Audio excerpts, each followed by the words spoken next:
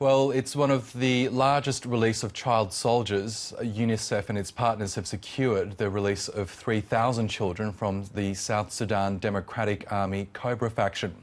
280 of them were released today, and the others will be released over the next month.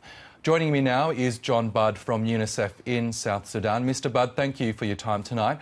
South Sudan gained independence in 2011. Presumably this is why these children can now be released. What happens to them now? Where do they go?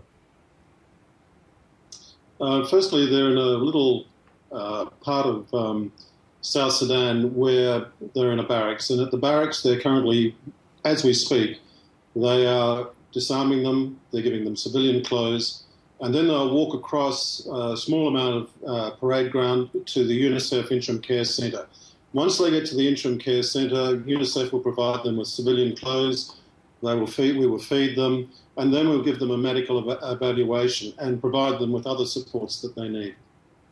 Now, apart from child soldiers, how many children overall have been displaced by the fighting in South Sudan?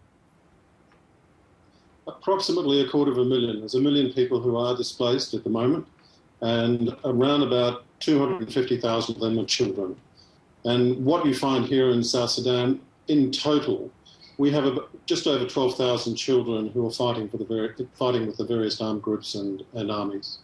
So, despite South Sudan gaining independence in 2011, is there still a threat that children may be recruited to fight in other conflicts?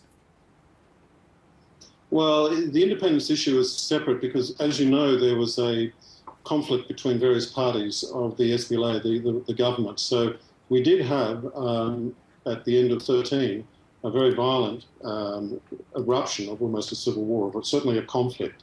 Now, that is going on. Even though there's peace talks happening at the moment, we do have both sides very heavily armed. And that's the main issue that we're facing at the moment. So when you look at these armed groups that are operating, they tend to take children, and we think we've got about 12,000 of them. OK, John Budd from UNICEF in South Sudan, thank you again for your time tonight.